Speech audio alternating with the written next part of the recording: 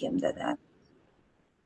వందేహం శ్రీగురో శ్రీయుతాపదకమలం శ్రీగురుం వైష్ణవాంచ శ్రీరూపం సాగ్రజాతం సగణ రఘునాథాన్వితం తం సజీవం సాద్వైతం సావధూతం పరిజన సహితం కృష్ణ చైతన్య దేవ శ్రీరాధా కృష్ణ పాదాన్ సగణ లలిత శ్రీ విశాఖాన్వితాంచ నమో విష్ణుపాదాయ కృష్ణప్రేష్టాయ భూతలే శ్రీమతే జయపతాక స్వామి ఇతి నామిని నమాచార్య పదాయ నితాయ కృపాప్రదాయిని గౌరఖతదామదయ నగర గ్రామ నమో విష్ణుపాదాయ కృష్ణప్రేష్టాయ భూతలే శ్రీమతే భక్తివేదాంత స్వామిన్నితి నామిని నమస్తే సారస్వతే దేవి గౌరవాణి ప్రచారిణి నిర్విశేష శూన్యవాది పాశ్చాత్య దేశతారిణి నమో మహావదన్యాయ కృష్ణ ప్రేమ ప్రదాయతే కృష్ణాయ కృష్ణ చైతన్య నే గౌరత్విషే నమః.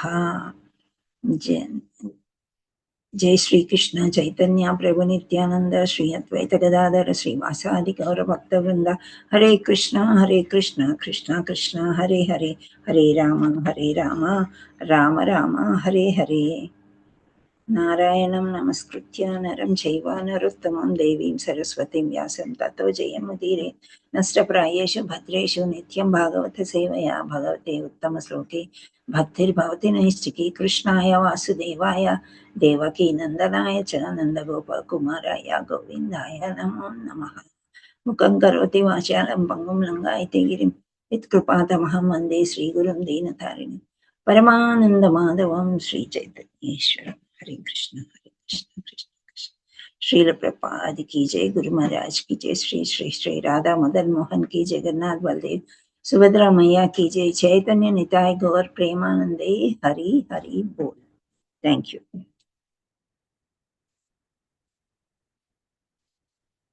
హరే కృష్ణ. శ్రావణి మాతాజీ షేర్ చేయడానికి ప్రయత్నం చేయండి. 21వ శ్లోకంలో నిన్న మనము లాస్ట్లో కొన్ని క్వశ్చన్స్ కూడా చర్చించుకున్నాం కదా. సో ముఖ్యంగా టైటిల్ తీసుకున్నట్లయితే మనం మామూలుగా ఏముంటాము, ఇక్కడ కలి వచ్చేసింది, అంటే కలియుగం వచ్చేసిన తర్వాత ప్రతి క్షణం కూడా చాలా ఇంపార్టెంట్, అంటే వైష్ణవమయం అని చెప్తున్నారు. సో కలియుగం ఆరంభమైందని ఎరిగి ఉన్నందున శ్రీకృష్ణ భగవానుని దివ్య లీలని చర్చించుకున్నాము, విన్నాము. ఓకే, ఎవరు ఇప్పుడు శ్రీమద్ భాగవతము రోజు చదవాలి అని గురువులు చెప్పారు. అంతకుముందు కూడా ఈ గురువులందరూ, అంటే ఋషులందరూ కూడా శ్రీమద్ భాగవతం తప్పకుండా చదవాలి అని అన్నారు. మనకి పంచాంగ భక్తి అని చెప్పారు హిస్ గ్రేస్ వరదకృష్ణ ప్రభు. అంతకుముందు మనం డిస్కస్ చేసుకున్నాం. సో ఎవరెవరికి పంచాంగ భక్తి గురించి తెలుసో చేతులు ఎత్తండి, రేజ్ యువర్ హ్యాండ్స్. పంచాంగ భక్తి 5 రకాలు, రోజు చేయవలసినవి. వై సింగిల్ హ్యాండ్ కూడా రావట్లేదని నాకు ఆశ్చర్యం వేస్తుంది. వాట్ హ్యాపెన్ అంటే మీకు క్లూ ఇవ్వాలా? ఓకే, శ్రావణి మాతాజీకి తెలుసా? చెప్పండి. ఫస్ట్ది ఏంటి?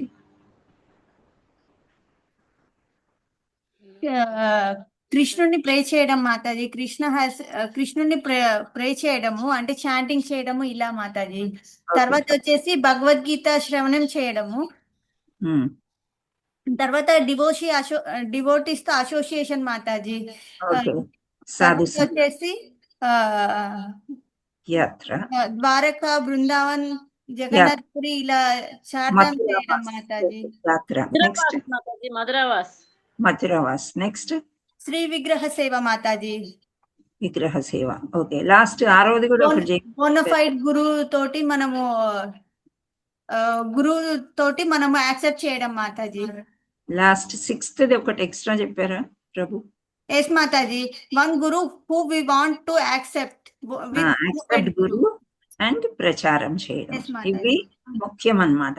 సో ఫస్ట్ మనం లేస్తానే ఏం చేయాలి అంటే కొంచెం క్లీనింగ్ చేసేసుకొని జపం చేయాలి.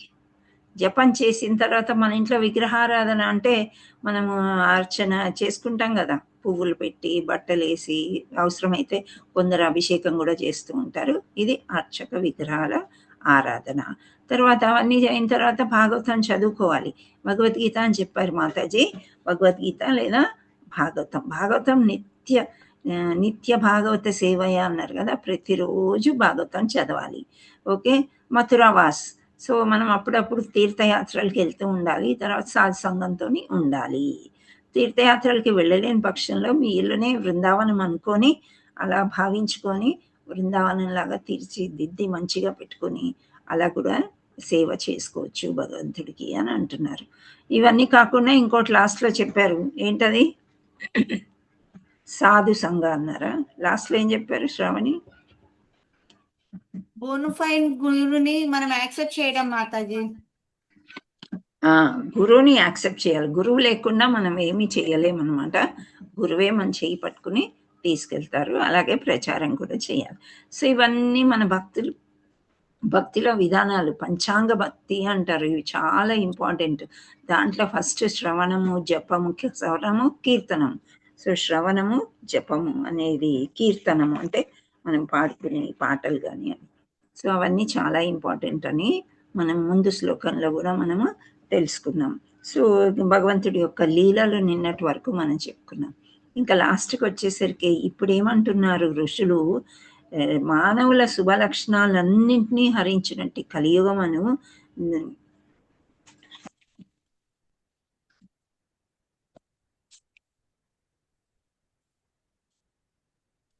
ఇక్కడ వేరేలాగుందా?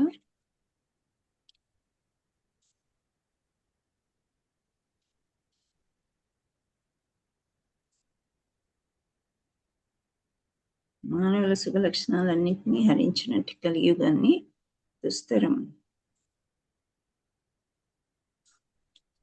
మాతాజీ కొంచెం వేరేగా ఉంది. ఏ బుక్ నుంచి తీశారు? నేను కూడా చెక్ చేయలేదు. భాగవతమే మాతాజీ, మన టెంపుల్ దే మాతాజీ.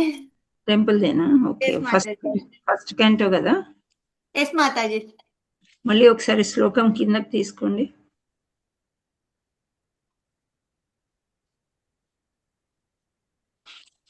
నేనే మిస్టేక్ చేశాను. 21 చూస్తున్నా.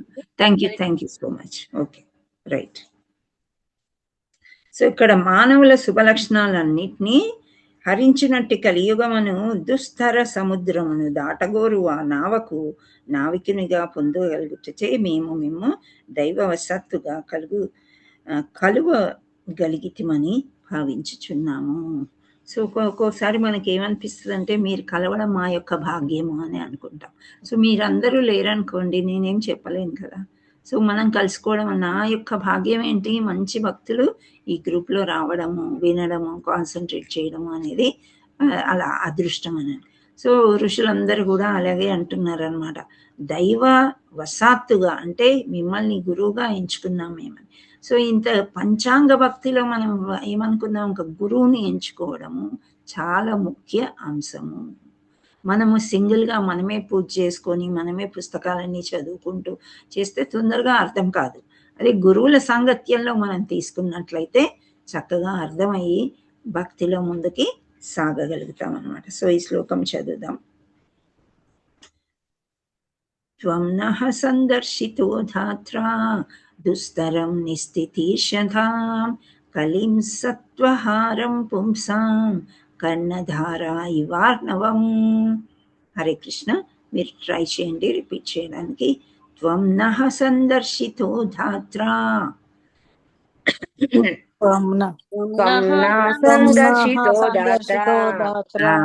దుస్తరం నిస్థితీషతాం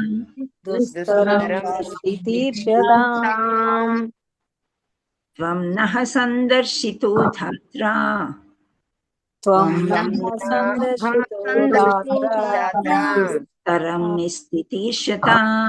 దుస్తరం నిస్థితీషతాం కలిం సత్వహారం పుంసాం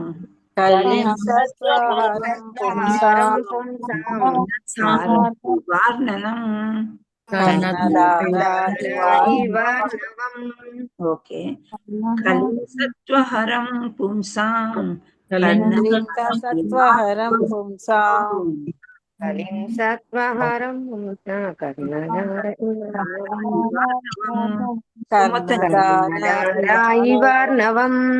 ఓకే.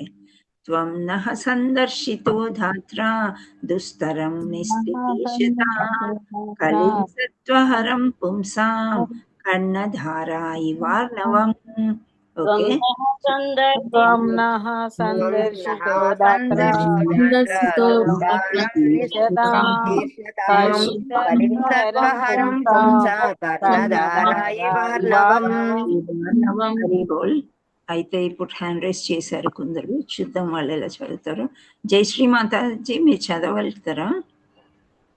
ట్రై చేస్తాను మాతాజీ. మీరు రెడీగా ఉన్నారా? కళ్ళద్దాలు పెట్టుకోండి, ఫోన్ కరెక్ట్ గా పెట్టుకొని చదవండి. ఓకే మాతాజీ. చదవండి.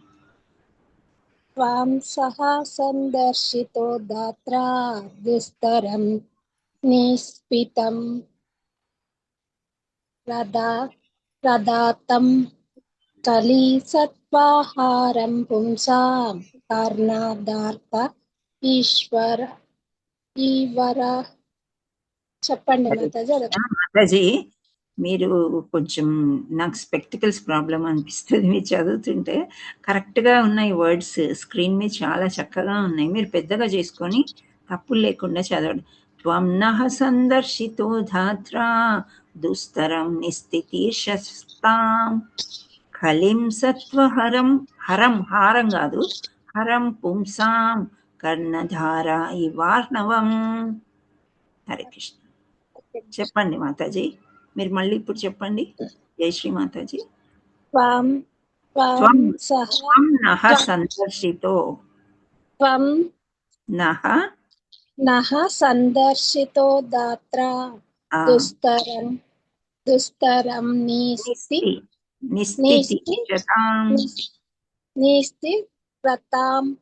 తీర్షతాం. ఓకే మాతాజీ. తీస్తతారాం కలిస్త్వతాం హరం పుంసాం కర్ణధారా ఈశ్వరం ఇవార్ణవం. Okay, thank you Mataji. Hare Krishna. Babita Mataji, Anuradha, Anjani Mataji మీరు చదవండి. త్వం నః సందర్శితో. మాతాజీ చదవమంటారు. ఎవరు చదువుతున్నారు? నేను ఎవరి పేరు చెప్పాను? అంజని మాతాజీ మీరు చదవండి. ఓకే మాతాజీ. హరే కృష్ణ. త్వం నః సందర్శితో దాత్రా దుస్తరం నిస్థితిర్షతాం కలిం తీర్షతాం కలిం సత్వహరం పుంసాం కర్ణధారా ఇవార్ణవం. Hari Bol. Lakshmi Jagadish Mataji word to word meaning చదవండి. హరే కృష్ణ మాతాజీ. హరే కృష్ణ.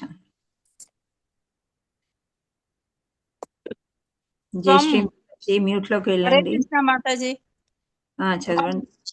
త్వం మహానుభావుడవైన నిన్ను, నః మేము, సందర్శితః కలియుట, దాత్రా దైవము వలన, దుస్తరం దుర్గమమైన, నిస్థితీర్షతాం దాటుటకు అభిలాషించు వారి, కలిం కలియుగము, సత్వహారం శుభ గుణములను నాశనము చేయునది, పుంసాం మానవుని, కర్ణాధారః నావికుని, ఇవ వలే, అర్ణవం సముద్రం.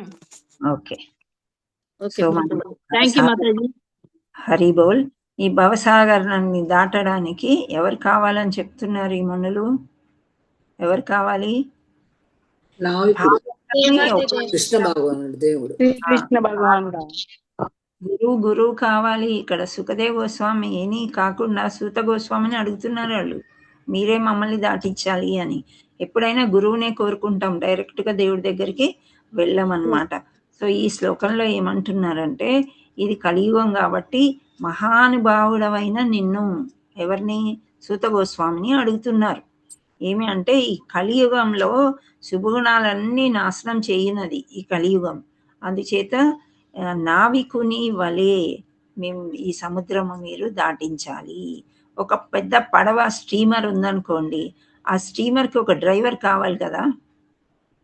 మనం నదిలో వెళ్ళాలంటే స్విమ్మింగ్ వచ్చిన నదులు సముద్రాలు చాలా పెద్దగా ఉంటాయి కాబట్టి మనం పూర్తిగా దాటలేము. మనం ఏదో ఒక బోట్ ఆర్ స్ట్రీమర్ ఏదో ఒకటి ఎక్కాలి. దాంట్లో ఒక నావికుడు ఉంటాడు కదా, ఆ అతను తీసుకెళ్తాడు. మనకు వచ్చా బోట్ డ్రైవింగ్, బోట్లో మనం సొంతంగా వెళ్ళిపోగలమా? లేదు మాతాజీ. లేదు మాతాజీ. సముద్రంలో ఈదడం చాలా కష్టం, అందుచేత ఒక నావికుని అవసరం ఉంటుంది. సో వీళ్ళు ఏమంటున్నారు, చాలా చక్కగా కలియుగంలో ఈ భవసాగరాన్ని మేము ఈదలేకపోతున్నాము, అందుచేత మహానుభావుడైన నిన్ను గురువుగా చేసుకుంటున్నాము, మీ చెయ్యి పట్టుకుంటాము, మీరే ఈ భవసాగరాన్ని నావికుడై మమ్మల్ని దాటించండి అని కోరుకుంటున్నారు అన్నమాట. So అనువాదంకి వెళ్దామమ్మా. Hare Krishna. Right.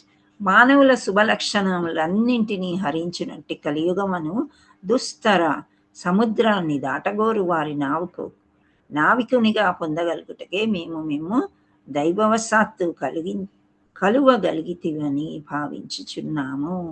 So మనం సామాన్యంగా ఈ ఇస్కాన్ దీంట్లోకి వచ్చిన తర్వాత మనం అనుకుంటాం అన్నీ కృష్ణుడే మనకు చేస్తున్నాడు, అన్నీ ఇస్తున్నాడు. సో దైవవశాత్తుగా అప్పటి ఋషులు ఎంత గొప్పవాళ్ళు, అన్నీ ఆల్రెడీ వాళ్ళు పురాణాలు అన్ని పుస్తకాలు చదివి ఉన్నప్పటికీ కూడా అందులోనే ఒకరు బాగా మాట్లాడగలిగే వాళ్ళని ఎన్నుకుని మీరు మా గురువులు, దైవవశాత్తుగా అంటే దైవ నిర్ణయమే ఇది అని మేము అనుకుంటున్నాము, ఇలా భావిస్తున్నాము అని ఋషులందరూ చెప్తున్నారు. సో హ్యాండ్ రైజ్ వాళ్ళు అలాగే ఉండండి, భాష్యం చదువుతాం. ఓకే. సో భాష్యం. శ్రీల ప్రపాదికి జై. నేను ఒక లైన్ చదువుతాను. కలియుగమున మానవులు అత్యంత ప్రమాదకరమైనది, మానవులకు అత్యంత ప్రమాదకరమైనది. ప్రమాదం అంటే ఏంటి? మామూలుగా ప్రమాదం అంటే ఏంటి? హరే కృష్ణ. అనుకోకుండా జరిగేది అనుకూలంగా ప్రతికూలంగా ఏదో ఆపద. కానీ అత్యంత ప్రమాదకరమైంది అంటే దిస్ రోడ్ డైవర్షన్ తీసుకోండి, అదర్వైజ్ ఇట్ డేంజరస్ అని అంటారు కదా. సో అలా అన్నమాట. అత్యంత ప్రమాదకరమైనది. బయటకు వెళ్తే కుక్క గారుస్తుందో పిల్లి గారుస్తుందో మనకు తెలియదు. ఎన్నో బండ్లు వస్తుంటాయి, ఆ వెహికల్స్, దాని కింద పడతామో, కాలు ఇరగొట్టుకుంటామో, నడుము ఇరగొట్టుకుంటామో మనకు తెలియదు. సో ఎక్కడ చూసినా ప్రమాదం అనేది కలియుగంలో పొంచి పొంచి ఉంటుందంట. సో మానవులకి ఇది అత్యంత ప్రమాదకరమైంది అని చెప్తున్నారు. అవి ఇంకా కొంత డిస్కస్ చేద్దాము. ఇప్పుడు నెక్స్ట్ దేవి మాతాజీ మీరు చదవండి. మానవ జన్మ యొక్క ప్రయోజనము అక్కడి నుండి చదవండి. హరే కృష్ణ. మరి మానవ జన్మ యొక్క ప్రయోజనము కేవలము ఆత్మానుభవమైనను ఈ ప్రమాదకర యుగ ప్రభావమును మనుజుడు మానవ జీవిత లక్షణమును సంపూర్ణముగా మరిచిపోతున్నాడు. ఈ యుగమున ఆయు పరిమితి క్రమముగా క్షీణించగలదు. జనులు క్రమముగా స్మృతిని, భావములను, శక్తిని, శుభలక్షణములు నన్నింటినీ కోల్పోగలరు. మాతాజీ. హరే కృష్ణ. Thank you Mataji. ఇక్కడ శుభ లక్షణాలు అంటున్నారు, చెప్పగలరా మీరు? ఏం శుభ లక్షణాలు చదివారు ఇక్కడ మీరు? హరే కృష్ణ. పెళ్లిళ్ళు కావడము, లేకపోతే గృహ ప్రవేశాలు అలాంటివి మాతాజీ. ఇక్కడ ఏమనుంది? ప్రభావం మనుజుడు మానవ జీవిత లక్ష్యాన్ని సంపూర్ణంగా మర్చిపోతున్నాడు. మన లక్ష్యం ఏంటి? స్మృతి, భావము, శక్తి. మన లక్ష్యం ఏంటి? భగవంతుడికి చేరుకోవడము, భగవంతుణ్ణి చేరుకోవడం, భగవంతుణ్ణి స్తుతించడం. ఓకే. శ్రవణం, కీర్తనం, వందనం, నవవిధల్లో ఏదన్నా తీసుకోండి. సో అది సో ఏమవుతుంది? మానవ జీవిత లక్ష్యాన్ని సంపూర్ణంగా మర్చిపోతున్నాం. అయితే మనం డిస్కస్ చేసాం కదా, సండే వచ్చేసరికి బైబిల్ పట్టుకొని తిరుగుతుంటారు ఈ క్రిస్టియన్స్ అనే వాళ్ళు. అన్ని ఆ మతం వాళ్ళు ఎలా ఉంటారంటే కంపల్సరీ చేస్తారు చిన్నప్పటి నుండే. సండే ఇంట్లో ఉండరు వాళ్ళు. ఒకరోజే సెలవు వచ్చింది కదా నేను రెస్ట్ తీసుకుంటాను అదంతా ఏముండదు, వెళ్ళిపోతారు అనమాట ప్రొద్దున లేస్తే. సో అంటే ఏంటి? వాళ్ళ యొక్క జీవన శైలి అలా చేసుకున్నారు. మనకు కూడా భాగవతం చదవమన్నారు, రోజు భాగవత చర్చ చేయమన్నారు, కానీ మనం మర్చిపోతున్నాము అని చెప్తున్నారు. కలియుగ వాసులు ఇది మర్చిపోతున్నారు. ఈ యుగమున ఆయు పరిమితి క్రమంగా క్షీణిస్తుంది. నిన్న ఆయుష్ గురించి చెప్పుకున్నాం కదా. హయ్యెస్ట్ ఆయుష్ ఎవరికి ఉంది? ఏ యుగం వాళ్ళకుంది? సత్యయుగం మాతాజీ. ఎన్ని సంవత్సరాలు? 1,00,000 సంవత్సరాలు. 1,00,000 సంవత్సరాల నుంచి 10,000, 10,000 నుంచి 1000, 100. మన ఆయుష్ ఎంత? 100. శాస్త్రాల ప్రకారము కలియుగంలో ఆయుష్ 100 సంవత్సరాలు. అందుకనే అక్కడి నుండి మనం తీసుకుంటే ఇదంతా తగ్గింది అని చెప్తున్నారు. జనులు క్రమంగా స్మృతిని, భావాలని, శక్తిని, శుభలక్షణములన్నిటినీ కోల్పోగలరు. సో ముందుకి మీరందరూ కొంచెం మ్యూట్లో ఉండండి. సో ముందుకి ఏంటంటే ఈ కలియుగంలో అంత శుభ లక్షణాలన్నింటినీ కోల్పోతారు అని అంటున్నారు. అంటే మంచి లక్షణాలని, శుభకార్యాలు కంటే కూడా మంచి లక్షణాలు, భావం అంటే ఏంటి? ఆధ్యాత్మిక భావము చాలా ఎక్కువ, ఎక్స్ట్రెసీ, ట్రాన్సెండెంటల్, కళ్ళల్లోంచి నీళ్ళు వస్తాయి. నిన్న మీరు అడిగారు కదా, శిక్షాష్టకం పాడుతుంటే ఎందుకు అంత బాధ వస్తుంది, ఎందుకు ఏడుస్తారు అని. అంటే ఆ భావం అలా ఉంటుంది. భగవంతుడిని తలుచుకుంటే ఒక్కొక్క క్షణం యుగంలాగా గడుస్తుంది, నన్ను ఎప్పుడు నీ దగ్గరికి తీసుకెళ్తావు అనే భావన. సో అలాంటి మంచి భావాలు మనకి కలియుగంలో ఉండట్లేదు.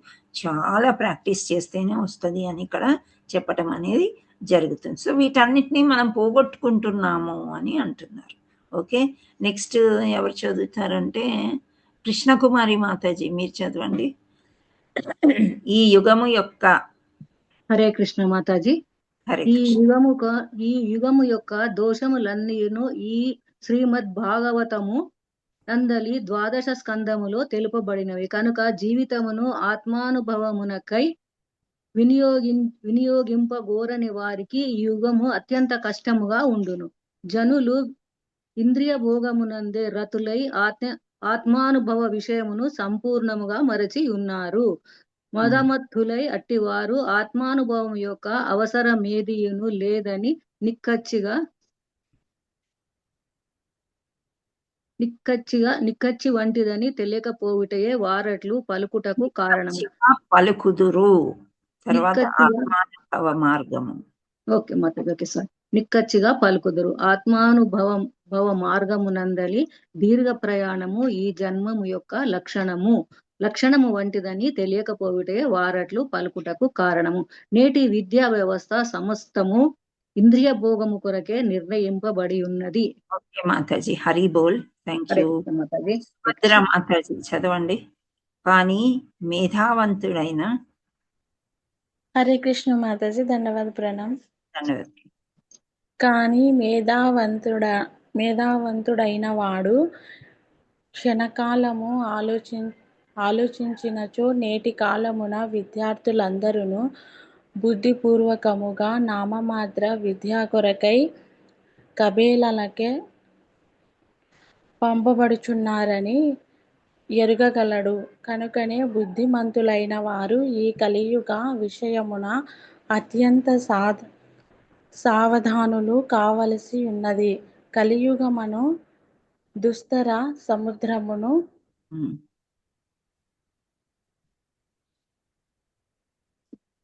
వారు దాటవలేనని తలచినచో నైమిషారణ్య ఋషులను అనుసరించి శ్రీ సూత గోస్వామిని గాని లేదా ఆయన ప్రతినిధి అయినటువంటి ఆధ్యాత్మిక గురువును గాని నావికునిగా స్వీకరింపవలెను.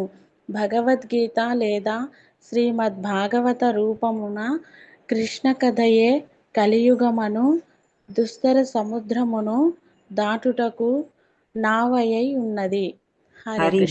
సో ఈ మొత్తం ఈ శ్లోకంలో మనకు అర్థమైంది ఏంటంటే ఒక గురువుని ఎంచుకోవాలి. ఆ గురువే మనకి నావికుడు. ఇవి భవసాగరము అంతా కూడా మనకన్నీ కష్టాలన్నీ, కలియుగంలో ఉండే కష్టాలన్నీ కూడా కృష్ణ కథ వినడమే. శ్రీమద్ భాగవత రూపంలో కృష్ణ కథయే కలియుగమను ఈ సముద్రాన్ని దాటవేస్తుంది. సో సముద్రాన్ని మనం దాటలేం కాబట్టి మనకు ఒక నావ కావాలి. ఆ నావ శ్రీమద్ భాగవతం. నావికుడు అంటే గురువు. సో గురువు ద్వారానే మనము ఈ సాగరాన్ని ఈదగలము అని చెప్తున్నారు. సో నెక్స్ట్ 23వ శ్లోకము పైకి తీసుకోమా. హరే కృష్ణ. సరోజ మాతాజీ మీరు చదవడం. ఓకే, నేనే చదవలేదు కదా. బ్రూహి యోగేశ్వరే కృష్ణ బ్రహ్మణ్యే ధర్మవర్మిణి స్వాం కష్టామధునోపతే ధర్మహకం శరణం గతః.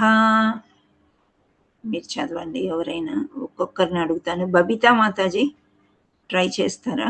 హరే కృష్ణ మాతాజీ, ట్రై చేస్తుంది.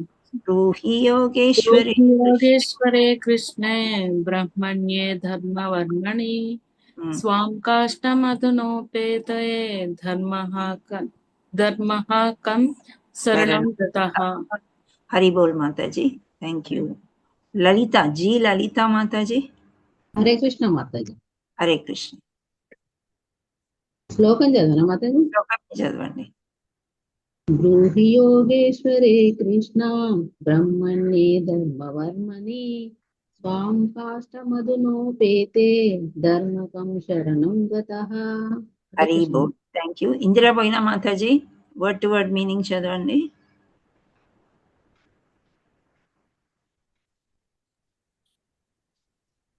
మాతాజీ హరే కృష్ణ. మాతాజీ చదవండి. హరే కృష్ణ.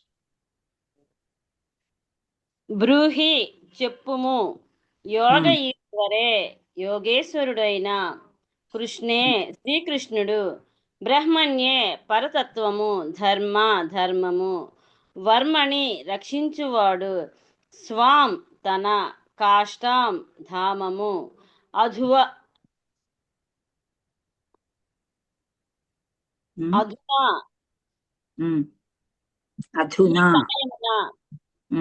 పేతే వెడలగా, ధర్మము కా ఎవరిని శరణగతః ఆశ్రయించు. Thank you Mataji. హరే కృష్ణ. కొంచెం పైనకి తీసుకోమ్మా శ్రావణి మాతాజీ. ఉమా మాతాజీ అనువాదం చదవండి. హరే కృష్ణ మాతాజీ, దండవత్ ప్రణం. పరతత్వమును యోగేశ్వరుడును అగు శ్రీకృష్ణ భగవానుడు తన నిజధామమున కేగియున్నందున ధర్మ నియమములు ఇప్పుడు ఎవరి శరణమున చేరినవో మాకు తెలియజేయుడు. హరే కృష్ణ. ఓకే, సో పరతత్వం అంటే భగవంతుడి గురించి. యోగేశ్వరుడను శ్రీకృష్ణ భగవానుడు తన నిజధామము కేగియున్నందున ధర్మ నిలయాలు ఇప్పుడు ఎవరి శరణం చేరినో మాకు తెలియజేయండి అని ఋషులు ఇంకో ప్రశ్న కూడా వేశారనమాట. సో ఇప్పుడు నెక్స్ట్ సరోజ విశ్వనాథ ఎవరమ్మా? మాతాజీ. హరే కృష్ణ, చదవండి అమ్మా. భాష్యం చదవండి. హరే భాష్యము. వాస్తవమునకు ధర్మ నియమములు శ్రీకృష్ణ భగవానుని చేతనే స్వయముగా నిర్ణయింపబడినవి కనుకనే ధర్మ నియమములు త్రోసిపుచ్చబడినప్పుడు లేదా అడుగంటినప్పుడు వాటిని పునరుద్ధరించుటకు ఆ దేవదేవుడు స్వయముగా అరుదించును. ఈ విషయము భగవద్గీత యందు తెలుపబడినది. ఇచ్చట నైమిసారణ్య ఋషులు అట్టి ధర్మ నియమములను గురించి ప్రశ్నించుచున్నారు. వారి ప్రశ్నలకు సమాధానము తర్వాత వనగబడినది. శ్రీమద్ భాగవతము దేవదేవుడైన శ్రీకృష్ణుని శబ్దరూపము గనుక ఆధ్యాత్మిక జ్ఞానమునకు ధర్మ నియమములకు సంపూర్ణ ప్రాతినిధ్యము వహించుచున్నది. హరి బోల్ మాతాజీ. హరే కృష్ణ మాతాజీ. శ్రీమద్ భాగవతమునందలి ఋషుల ప్రశ్నలు అను ప్రథమ స్కందములోని మొదటి అధ్యాయమునకు భక్తి వేదాంత భాష్యం సమాప్తం. Hare Krishna. Thank you Mataji.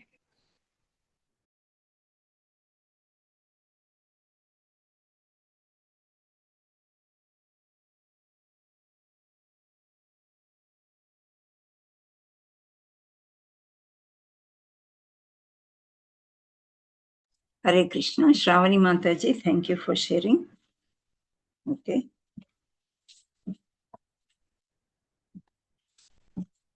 So ఇక్కడ మనకి కలియుగం ఏమని చెప్తున్నారు?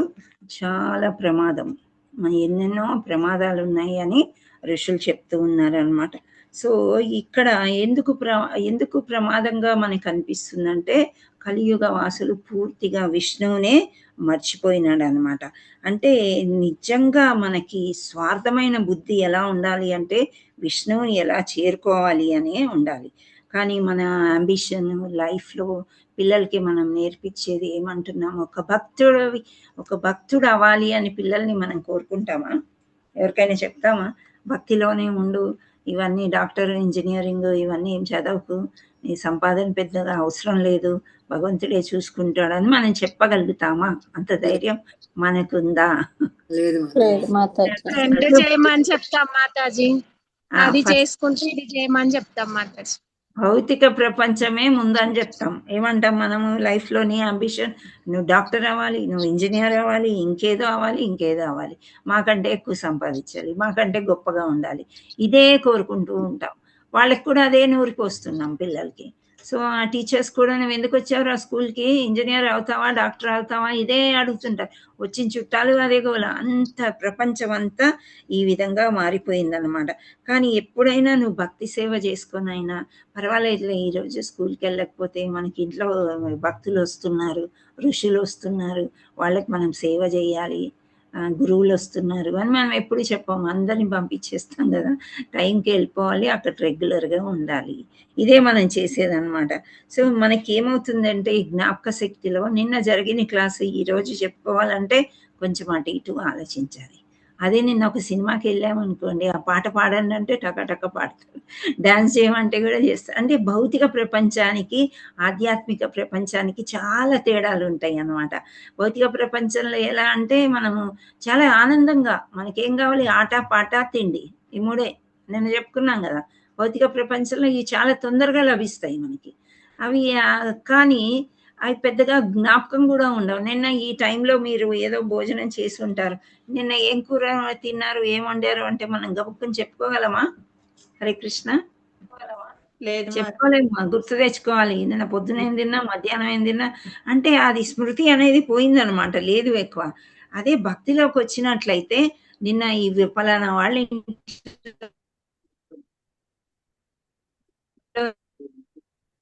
వాయిస్ కట్ అవుతుంది మాతాజీ, వాయిస్ కట్ అవుతుంది మాతాజీ. హరే కృష్ణ మాతాజీ, వాయిస్ రావట్లేదు మాతాజీ. సరే ఈ రోజు ఇక్కడ హరే కృష్ణ మాతాజీ, వాయిస్ రావట్లేదు మాతాజీ. చెప్పుకున్నాము, దాంట్లో ఇది నేర్చుకుంటూ ఈ గుర్తు ఉండవు. హరే కృష్ణ, వాయిస్ రావట్లేదా? రావట్లేదు మాతాజీ. ఓకే, ఇప్పుడు బ్రేక్ అవుతుంది. ఇప్పుడు వస్తుంది. ఓకే మాతాజీ. అది నా చెయ్యి తగిలి మ్యూట్ లోకి వెళ్ళింది, చూస్తే లో ఉందన్నమాట. నేనేమో వ్యాఖ్యానాలు చేసుకుంటూ ఏదో భావనలో చెప్తున్నాను. సో మామూలుగా ఎట్లా అంటే మనకి మెటీరియల్ థింగ్స్ ఎప్పుడో జరిగిన 20 ఏళ్ల కింద, 10 ఏళ్ల కింద, చిన్నప్పుడు జరిగినవి ఒక్కోసారి అలా గుర్తుంటాయి. మంచివి కంటే కూడా చెడు ఎక్కువ గుర్తుపెట్టుకుంటుంది మనసు. వాళ్ళు ఇలా అన్నారు, వాళ్ళు అలా అన్నారు, ఇవన్నీ ఉంటాయి చూసారా, అది. కానీ డివోషనల్ థింగ్స్ నిన్న ఏ శ్లోకం చెప్పుకున్నాము అంటే స్టార్టింగ్ కూడా మనం చెప్పలేము. అంటే ఏంటి, కలియుగ వాసులకి స్మృతి పోతుంది అని ఋషులు చెప్పారు. అది పోకుండా మనం చూసుకోవాలంటే ఎక్కువగా డివోషనల్ సర్వీస్ మనం చెయ్యాలన్నమాట. సో ఈ డివోషనల్ సర్వీస్ చేసుకోవాలి, భక్తి చేసుకోవాలి అంటే చుట్టూ వాతావరణం మనకు వేరే విధంగా ఉంటుంది. ఫస్ట్ ఏమంటారు, భక్తి స్టార్ట్ అయిందంటేనే వేరే వాళ్ళందరూ అపోజ్ చేస్తూ ఉంటారు.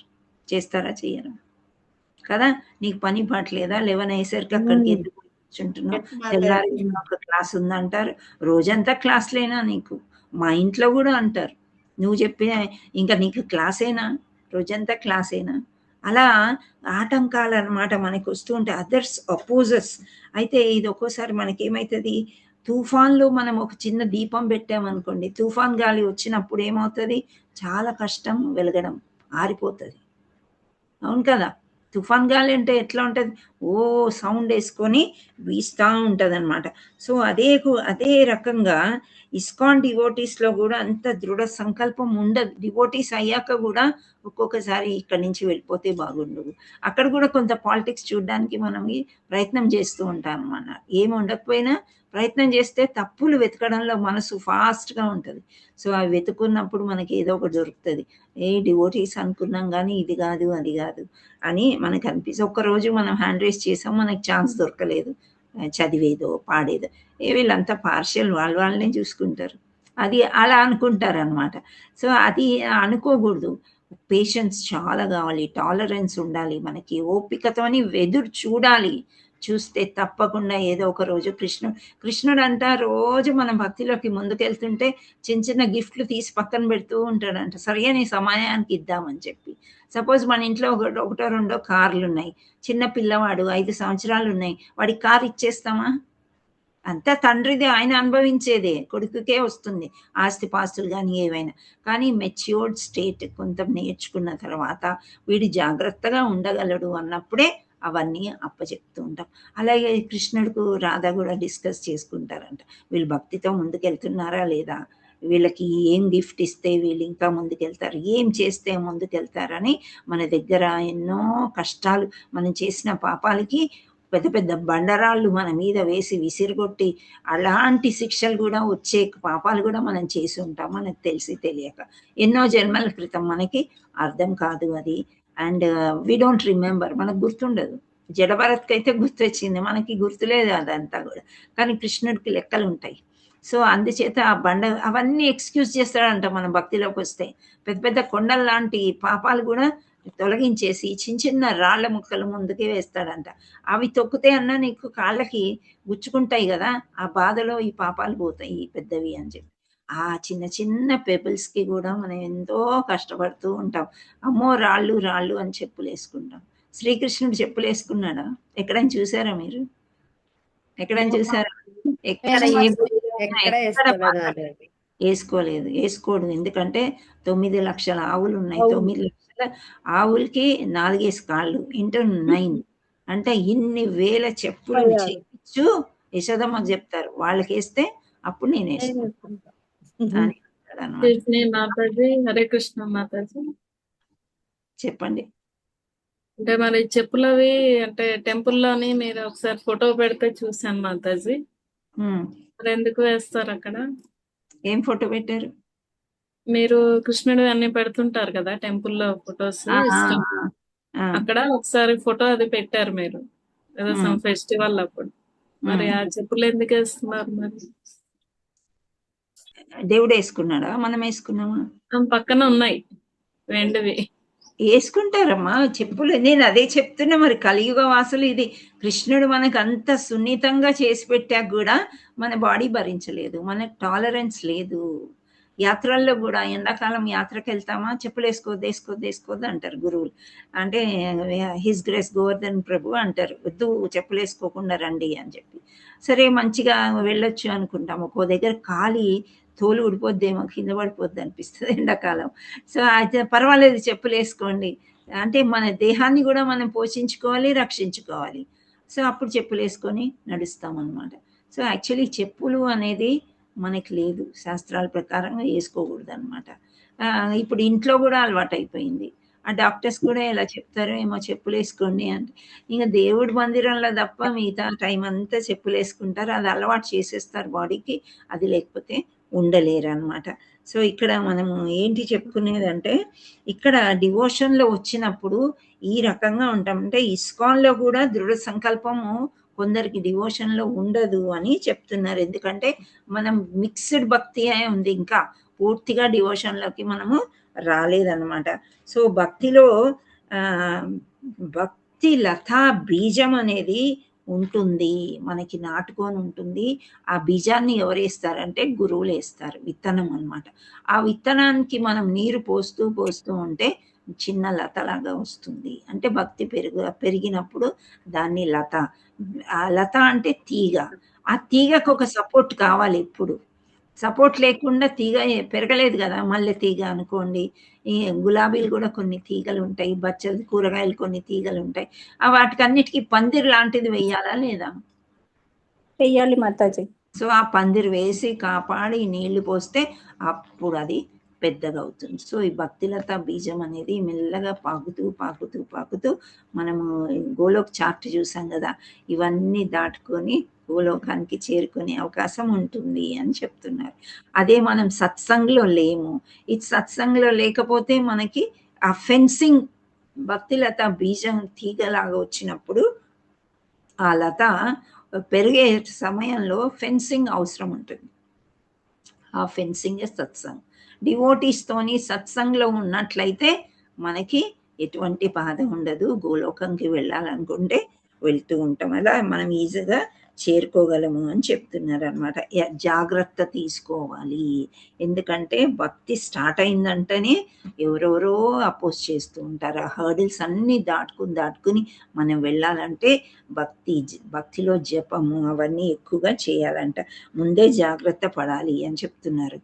ఎందుకు అనంటే ఎలాంటి జాగ్రత్తలు, ఇది ఒక ప్రమాదకరమైంది. కలియుగము చాలా ప్రమాదం, సింపుల్గా కాదు, చాలా ప్రమాదకరం అన్నమాట. సో మనం ఇప్పుడు ఫోర్కాస్ట్ చూసాము, వర్షం పడుతుంది అని తెలుసుకున్నాము. మనం రెయిన్ కోట్ అన్నీ రెడీగా పెట్టుకుంటాం కదా, గొడుగు కానీ రెయిన్ కోట్ కానీ. బయటకు వెళ్ళాల్సి వస్తే ఎలా ప్రిపేర్ అవుతామో అలా భక్తిలత బీజానికి నీరు పోస్తూ తీగ వచ్చినప్పుడు ఫెన్సింగ్ కట్టుకొని డివోటీస్తోనే మనం ఉంటూ అట్లా మనము దాన్ని పెంచుకోవాలి అని చెప్తున్నారు అన్నమాట. ఇప్పుడు సామాన్యంగా ఇంకొక విషయం కూడా చెప్పారు ఇక్కడ. భక్తిలో ఉండి మనం ఇలాంటి క్లాసులు వింటూ ఉంటాం. సో ప్రచారానికి కోసం కొన్ని లెసన్స్ నేర్చుకోవాలి, చెప్పాలి అంటే కొంత ప్రిపరేషన్ మాకు అవసరం ఉంటుంది మాట్లాడే వాళ్ళకి. సో ప్రిపేర్ చేసుకుని చెప్పాము, అంతా చేసాం. మీరు అంతా కలిసి హరిబోల్ హరిబోల్ హరిబోల్ అని చాలా బాగా చెప్పారని పొగిడారు.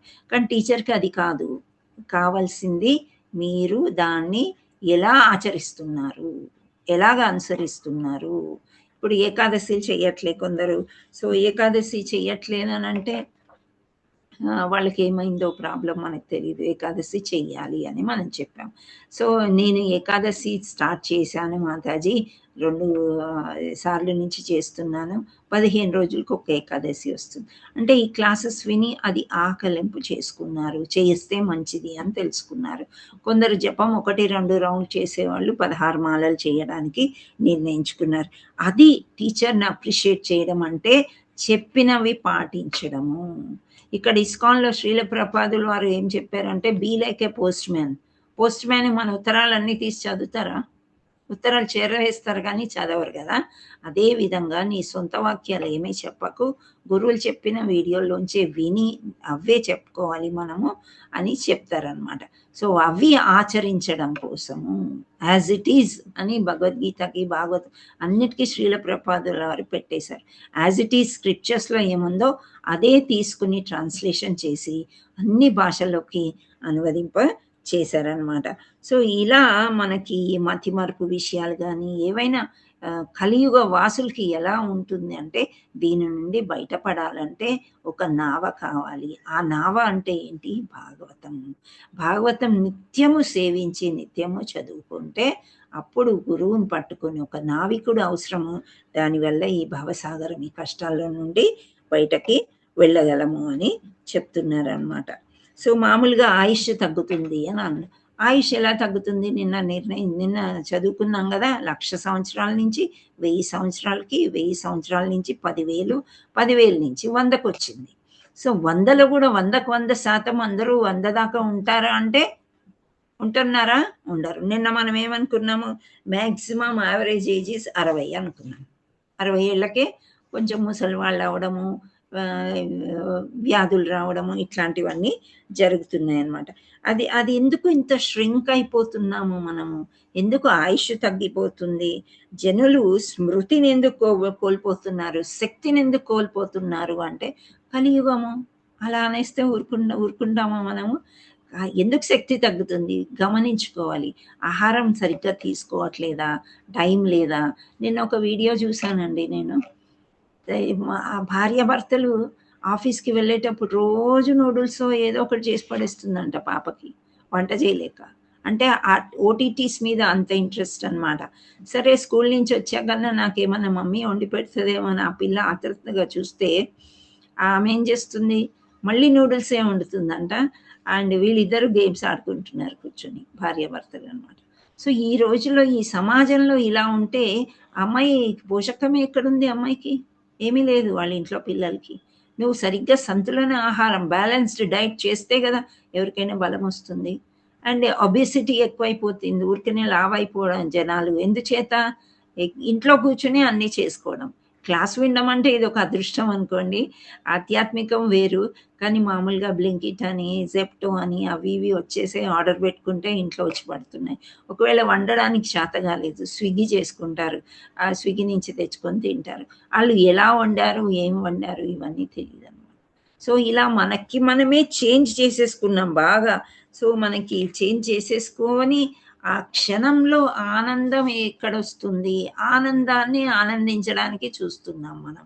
సో క్షణాల కంటే విచారకరమైంది అంటే ఇంత విచారకరమైంది ఏమీ ఉండదు. కలియుగవాసులు స్వతహాగా ఇలా ఉన్నాము. అయినప్పటికీ భక్తి చేసుకుంటే ముందుకు వెళ్ళగలుగుతాము, కానీ వెళ్ళలేకపోతున్నాము అని అంటున్నారు. ఇప్పుడు ఒక టీం ఉంది, మనకి ఒక గ్రూప్ ఉంది, యాత్రకు వెళ్ళే గ్రూపు. మీరు లీడరు, మీరు అందరినీ చూసుకోవాలి. సో వాళ్ళని సాటిస్ఫై చేయడం కోసము టీం లీడరు ఏవో కొన్ని చేస్తారు కార్యక్రమాలు. కానీ అందరినీ అన్ని రకాలుగా సాటిస్ఫై చేయగలరా? మనం ఇంట్లో అందరినీ సాటిస్ఫై చేయగలమా? లేదు మాతాజీ. చేయలేం కదా, కష్టము. భర్తను సాటిస్ఫై చేయాలంటే పిల్లలకి త్యాగం చేయాలి, పిల్లలకి చేయాలంటే అందరినీ బ్యాలెన్స్డ్గా చేసుకుని రావాలంటే మనకు కూడా అంత ఎనర్జీ ఉండట్లేదు అనమాట. సో అందుకనే ఇంకా టీం ఎలా ఉంటుంది, క్వశ్చన్స్ వేసి ఇంకా ఫోకస్ వేరేలాగా ఉంటుంది. వాళ్ళ ఫోకస్ వేరే ఉంటుంది, మన ఫోకస్ వేరే. సో లీడర్ మాట వినాలా అనేది కూడా అనిపిస్తుంది అనమాట. ఎలా అంటే ఇక్కడ జాబ్ చేస్తారు, జాబ్ చేయడము కంపల్సరీ. జాబ్ వల్ల ఏమొస్తుంది, శాలరీ వస్తుంది. సో ఆ శాలరీ వల్ల ఫ్యామిలీ సేఫ్గా ఉంది. సో అందుచేత అతను జాబ్కి వెళ్తాడు. ఆహార నిద్ర మైతున భయము ఇవి 4 ప్లస్ ఉద్యోగం చేసుకోవడం. అంతేగాని ఇంకా భగవంతుడికి సేవ చేయాలి అనే ఆలోచన వాళ్ళకి కలగట్లేదు. మనం మర్చిపోతున్నాం అన్నమాట. అందుచేత ఈ భగవంతుడిని ఎప్పుడైతే మర్చిపోతున్నామో ఈ ప్రభావం, ఈ కలియుగ ప్రభావం మన మీద చాలా ఉండి మిగతా విషయాలు అవసరమైనవి కూడా మనము మర్చిపోతూనే ఉంటాము. So bad things we remember. ఎవరైనా మనల్ని ఇన్సల్ట్ చేశారు, అవమానించారు, ఇంకేదో బాధ పెట్టారు, ఇవన్నీ ఎందుకు జ్ఞాపకం పెట్టుకోవడం?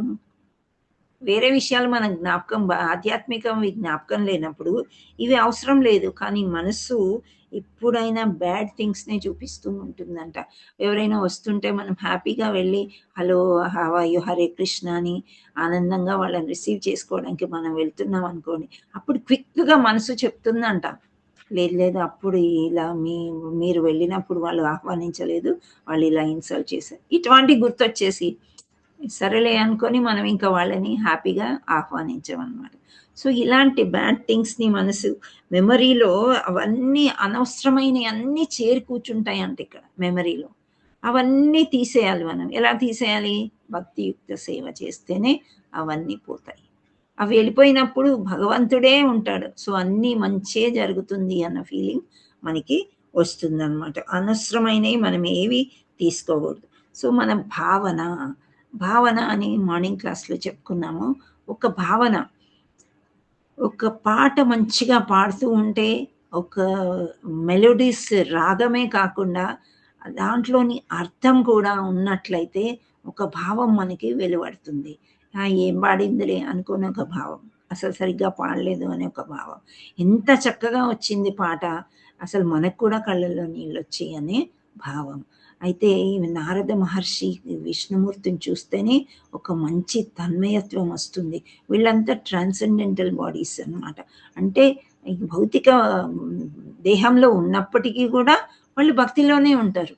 సో ఈ దేహం కూడా భక్తిలోకి మారిపోయినప్పుడు మనకి పెద్దగా రోగాలు రావు.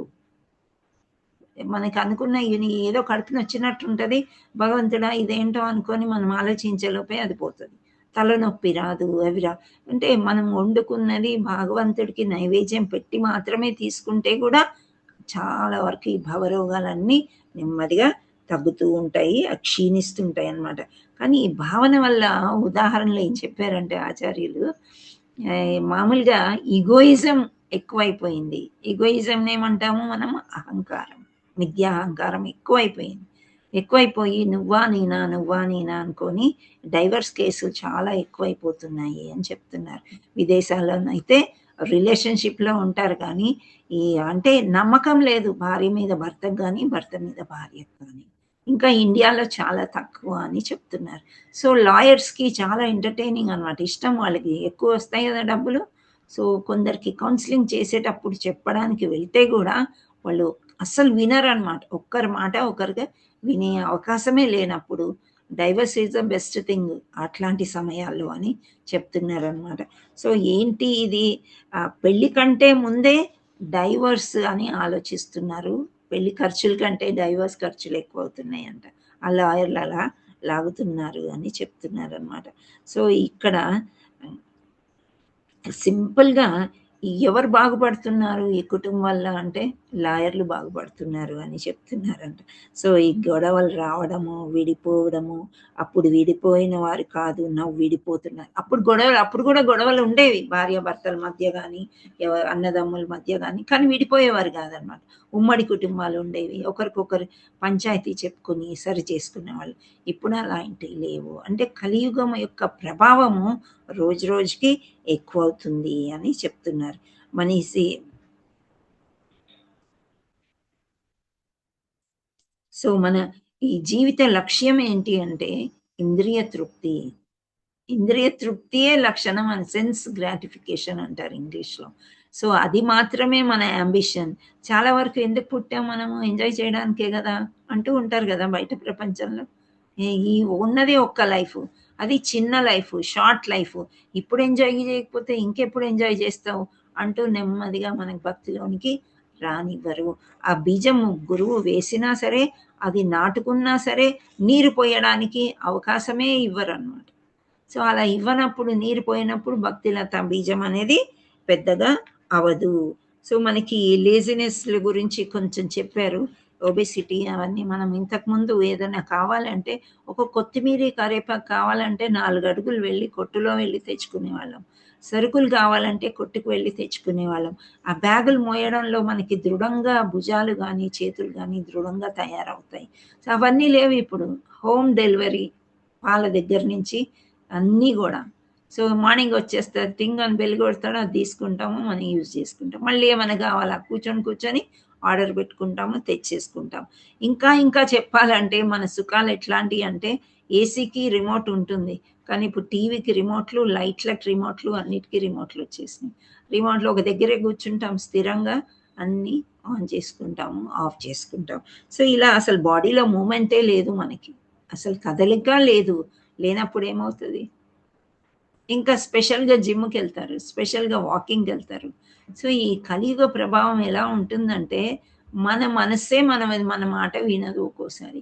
సో మనస్సుని అలా ట్రైన్ చేయాలి, మన మాట వినేటట్టు, భక్తిలోకి వచ్చేటట్టు అన్నమాట. సో ఇక్కడ ఎక్కువ తినేసి ఎక్కువ కూర్చుని ఉన్నప్పుడు తప్పకుండా ఇవి వస్తాయి అన్నమాట. అంటే పోషకాహారం అసలు పిల్లలకి ఇవ్వట్లేదు, మనం కూడా తీసుకోలేదు. అందుచేత పోనీ పోషకాలు తీసుకుందాము అని అనుకుంటే ఫుడ్లో బోల్డ్ అంత కల్తీ అవుతుంది అని వింటున్నాం మనం కదా. మరి ఏం చేద్దాం, కూరగాయలు కొందరు రాళ్లే పండించుకుంటున్నారు, ఆర్గానిక్ కూరగాయలు అని చెప్పేసి, అన్నిట్లో మందులు ప్రభావము అవన్నీ కూడా. సో ఇక్కడ అందుచేత మనకేమవుతుందంటే ఇమ్యూనిటీ పవర్ రోగ నిరోధక శక్తి తగ్గిపోతుంది. ఇవన్నీ చేయడం వల్ల తగ్గిపోయినప్పుడు ఏవో ఒక రోగాలు అన్నీ ఆవరిస్తూ ఉంటాయి అన్నమాట. సో దీనినే శుభ లక్షణాలన్నీ కోల్పోవడం అని అంటారు. వీటిని శుభ లక్షణాలు. ఇప్పుడు మనము పూర్వం ఎలా ఉండేదంటే, పక్కింటి వాళ్ళు, ఎదురింటి వాళ్ళు సాయంత్రం అయ్యేసరికి అరుగుల మీద కూర్చోవడము, ఉండడము ఉండేది. సో మనం వెళ్తూ కొట్టుకు వెళ్తూ వీళ్ళని వాళ్ళని పలకరించుకుంటూ, పిన్ని అంటూ, బాబాయ్ అంటూ, నానమ్మ, తాతయ్య, వాళ్ళు బంధువులు కాకపోయినా అలా సంబోధించుకుంటూ వెళ్ళేవాళ్ళం అనమాట. అవన్నీ శుభ లక్షణాలన్నీ కూడా నెమ్మదిగా వెళ్ళిపోయినప్పుడు అది కలియుగ ప్రభావము అని చెప్తున్నారు. సో జీవితము నిజంగా బాగుండాలి అనుకుంటే నిజం మాత్రమే మాట్లాడాలి అని చెప్తున్నారు. మనం ఈ రోజుకి ఎన్ని అబద్ధాలు ఆడతాము? హరే కృష్ణ. కావాలని అబద్ధాలు ఆడుతూ ఉంటామా? మాతాజీ ఏదన్నా తప్పని పరిస్థితిలో మనకి అవసరాన్ని బట్టి ఒక్కోసారి చిన్నవి మాట్లాడతాం అన్నమాట. కానీ నిజం మాత్రమే మాట్లాడితే మన దగ్గరికి ఎవరైనా వస్తారా? రారు మాతాజీ. ఎవరు రారు. అందరు దూరం పెడతారు కదా. Yes, దూరం పెట్టేస్తారు. నిష్ఠురంగం అయిపోతాం మాతాజీ. ఈమె చెప్పామనుకో ఇంకా ఈ టీవీలో చెప్పినట్లే అందరికి చెప్పేస్తుంది. నో షేరింగ్, నో కేరింగ్, ఏది ఉండదన్నమాట ఇంకా. సో అలా మనకి ఆ బాధని సాల్వ్ చేసుకోవాలి అని అనుకుంటే సొల్యూషన్, ఈ బాధలో ఏదన్నా ఉంటే ఎవరితోన్నా షేర్ చేసుకున్నాం అనుకోండి, వాళ్ళకి ఒక సొల్యూషన్ ఇస్తారు మనకి. అది మనం పాటించాం, ఏదో సోది చెప్పాలే నాకు నచ్చని విషయం అని చెప్పేసి మళ్ళీ మనం ఎవరితో కలవము. సో ఆ విధంగా మనకు నచ్చనప్పుడు ఏం చేస్తారు, ఇంకోసారి వాళ్ళు సలహా ఇవ్వరు. ఎంత మంచి మనుషులైనా మనం వెళ్ళకపోతే మన దగ్గరికి కూడా మనం నిజం మాట్లాడితే ఎక్కువ మంది మన దగ్గరికి రారు. వస్తారా, అమ్మో ఈమెతో మనం మాట్లాడలేము, ఆమె నిజాలు మాట్లాడుతున్నానని చెప్తారు, కానీ some times it is hurting, బాధ కలిగిస్తుంది అనమాట. సో బాధ వస్తుందని చెప్పి నిజం చెప్పకుండా ఎన్ని అబద్ధాలు ఆడతాం. ఒక్క అబద్ధం ఆడితే 100 అబద్ధాలు ఆడాలి. అది కవర్ చేసుకోవాలి కదా, కవర్ చేసుకొని ఉండాలి.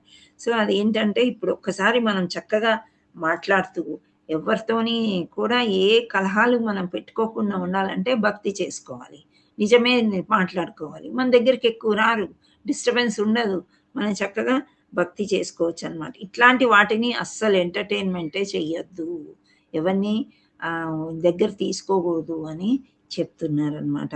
సో ఈ ప్రాబ్లం కంటే ఎక్కువ వేరే భయం. ప్రాబ్లం వేరే, కానీ వీళ్ళతో మాట్లాడాలంటే భయం. ఏమంటారో ఏమో, ఇంతకుముందే చెప్పారు ఈ పని చెయ్యొద్దు అని, నేను చేశాను కదా. ఇలాంటి భయాలు ఎక్కువ పెట్టుకొని మెల్లమెల్లగా ఈ శుభ లక్షణాలన్నీ పోయి, అనుబంధాలు పోయి, భావం పోయి ఇలా ఉంటున్నాము కలియుగ జనులు అని చెప్తున్నారనమాట. సో ఇక్కడ ఎలా అంటే మనము సెల్ఫిష్ నేచర్ ఎలా ఉండాలంటే భక్తి చేయడంలో చాలా స్వార్థంగా ఉండాలంట.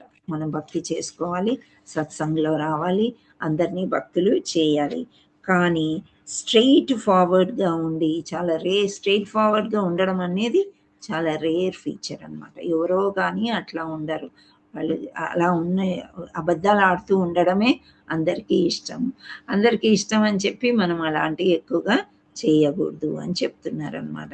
సో మనం గుడ్ వర్క్స్ చేసే కంటే బ్యాడ్ వర్క్సే ఎక్కువ చేయడానికి ప్రయత్నం చేస్తూ ఉంటామని చెప్పారు. సో ఈ అవకాశాల పేరు మీద ఇట్లాంటి కొన్ని ఉదాహరణ ఇచ్చారనమాట. మనకి అక్కడ ఎవరో కొట్టుకు చేస్తున్నారు, వార్ అవుతుంది, ఇంతమంది చచ్చిపోతున్నారు, కానీ వార్తలోళ్ళు వాళ్ళ ఇళ్ళకు ఏదో ఒక చిన్న వార్త తీసుకొని రేటింగ్ కోసం బాగా పెద్దగా చేస్తారు. ఏమన్నా కానీ వాణిజ్య సంస్థ అనేది ఉంది కదా, వ్యాపారాలు వాణిజ్యాలు ఏది ఉన్నా కానీ వాళ్ళు ఎన్కరేజ్ చేసుకుంటారు.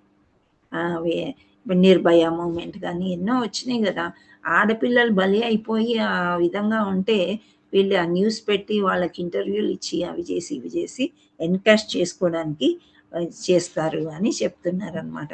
సో ఎందుకు ఈ భవసాగరాలు వచ్చాయి మనకి కలియుగంలో? మన అందరితో పాటే మనము జన్మించాం. సత్యయుగంలో వేరే యుగాల్లో బాగున్నారు, మరి మనకెందుకు ఇలా అయింది? మన కర్మానుసారం ఇలా జరిగింది, అది కరెక్టే. భగవంతుడే ఇలా సృష్టించాడా అంటే అది కాదు. ఎంత ఎక్కువ భగవంతుడికి మనం సరెండర్ అయితే అంత సుఖంగా మనము ఉండగలుగుతాము అని చెప్తున్నారన్నమాట.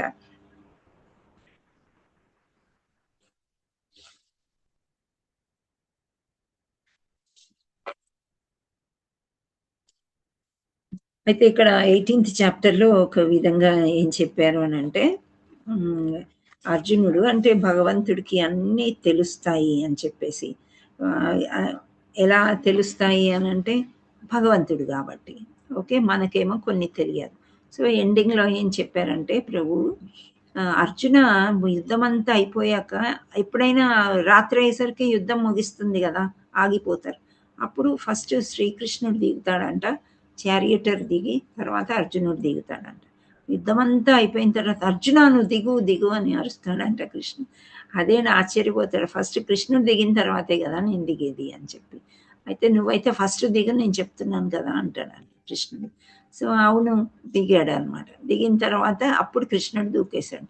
దూకినాక అది మటు మాయం అంటే విరిగిపోయిందంట, ముక్కల్లాగా అయిపోయిందంటే ఏంటి. అప్పుడు కృష్ణుడు ఏమన్నాడంటే, ఇదంతా నేను పాజ్ చేశాను, ఎన్నో వెపన్స్ వచ్చి తగిలాయి, మన రథానికి ఎప్పుడో కుప్పకూలిపోవాల్సిందే, కానీ నేను దాన్ని పాజ్ చేశాను, ఆపాను. ముందు నేను దిగి ఉంటే నువ్వు ఆ రథంలో పడి చచ్చిపోయేవాడి. సో నాకు ఇవన్నీ తెలుసు, నీకు తెలియదు కదా అని భగవంతుడు 18వ అధ్యాయంలో చెప్పి మనకందరికీ ఈ కలియుగ ప్రభావం ఎందుకు ఏంటి అంటే కొంత స్వేచ్ఛని ఇచ్చారనమాట. మనకి ఏంటి అంటే ఫ్రీడమ్ ఇచ్చాడు భగవంతుడు.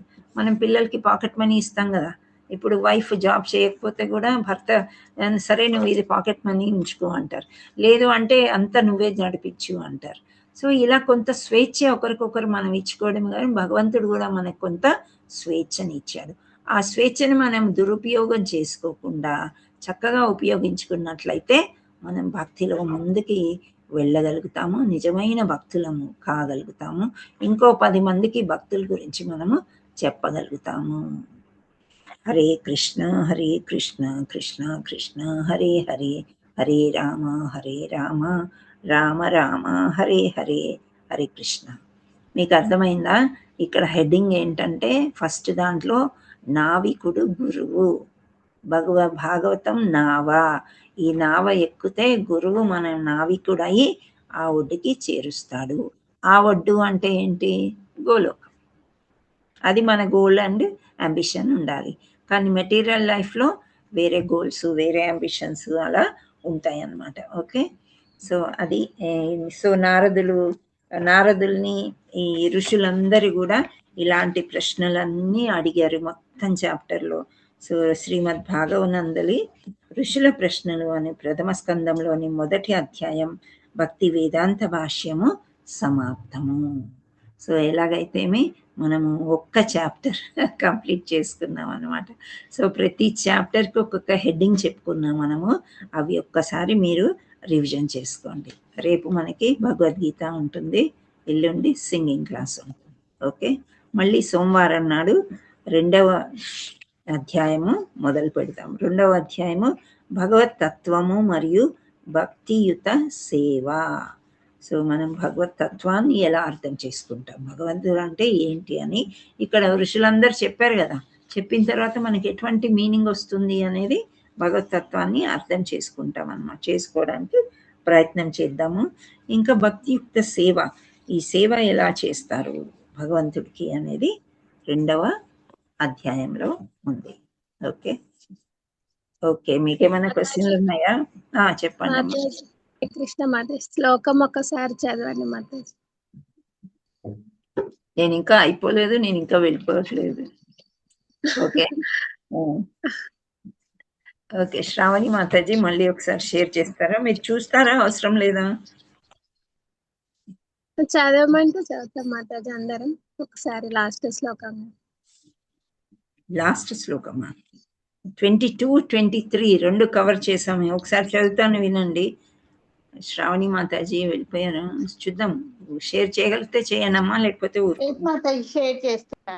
చేయండి. త్వం నః సందర్శితో ధాత్రా దుస్తరం నిస్థితిషతాం కలిం సత్వహరం పుంసాం కర్ణధారా ఇవార్ణవం. అంటే మానవుల శుభలక్షణములనన్నింటినీ హరించినట్టి కలియుగమును దుస్తర సముద్రాన్ని దాటగోరు వారి నావకు నావికుడుగా పొందగలిగితే మేము దైవవశాత్తుగా కలువగలిగితమని భావించుచున్నాము. సో మనం కూడా అందరం కలుసుకోవడం ఒక మంచి దైవవశాత్తు జరిగినదే. ఇది కూడా దైవము, గురువు వాళ్ళందరూ నిర్ణయిస్తేనే మనం ఇక్కడ కలుసుకోగలిగాము. సో ఋషులు కూడా అదే చెప్తున్నారనమాట.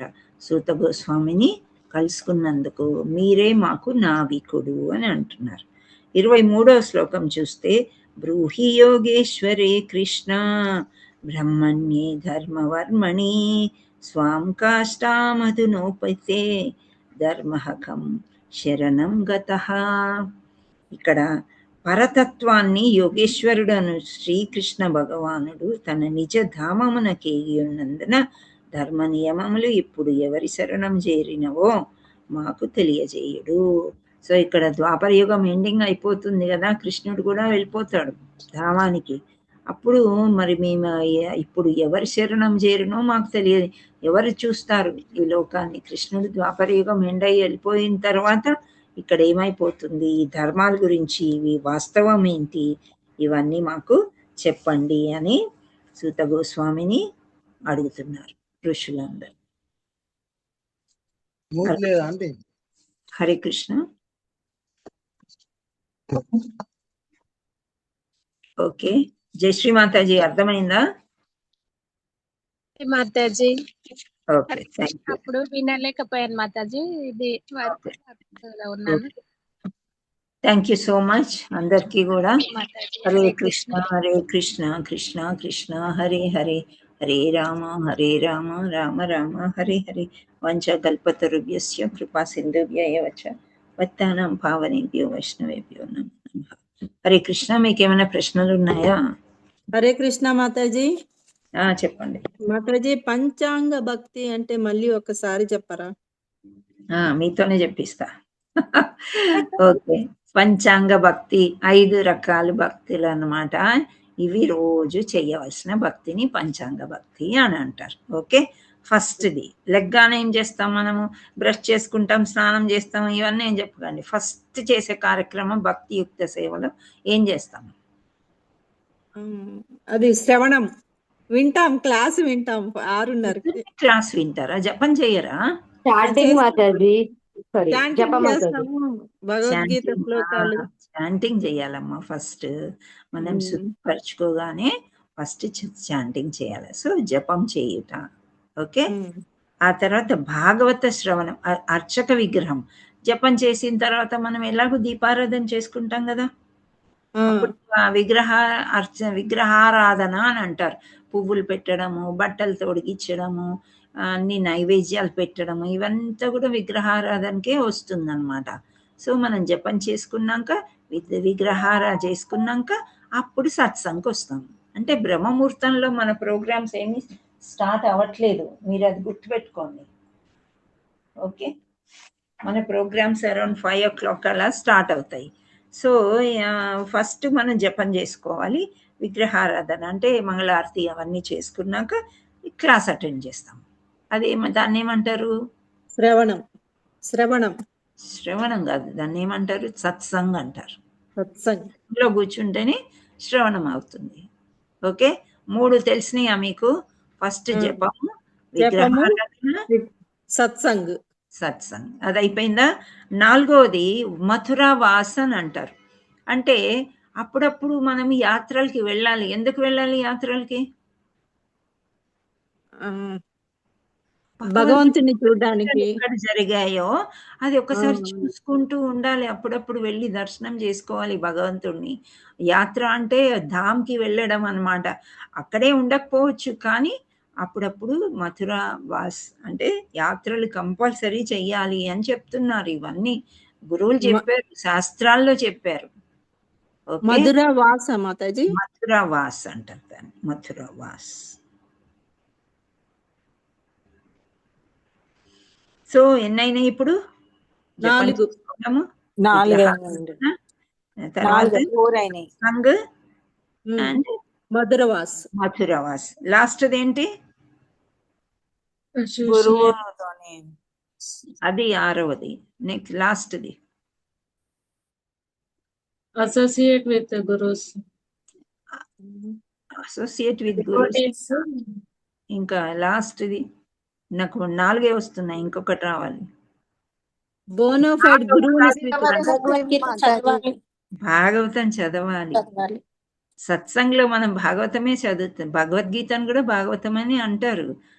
నిత్య సేవ అన్నమాట. భాగవతాన్ని చదవాలంటే కృష్ణుణ్ణి చదువు నేర్చుకోవాలి, ఆ లీలల గురించి తెలుసుకోవాలి. ఇదేమీ లేదమ్మా, మనం రోజు ఉండే ప్రోగ్రాము విగ్రహ సేవ మాతాజీ. విగ్రహ సేవ మాతాజీ, అది 3వది. విగ్రహ సేవ లాస్ట్ది భాగవతం చదవడం అనేది చేసుకోవాలి. అవి 5: జపం చేయుట, సత్సంగ్లో ఉండుట, విగ్రహారాధన, మథురవాస్, భాగవతం చదవటం.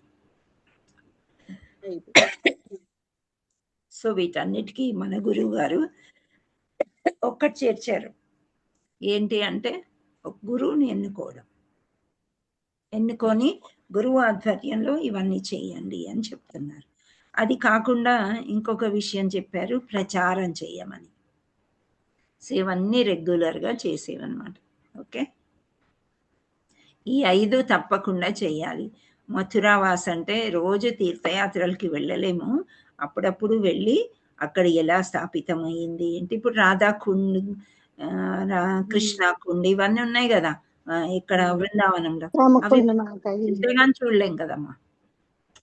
సో అప్పుడప్పుడు వెళ్ళి ఇట్లాంటివి మనం చూసి రావాలి అని చెప్తున్నారు.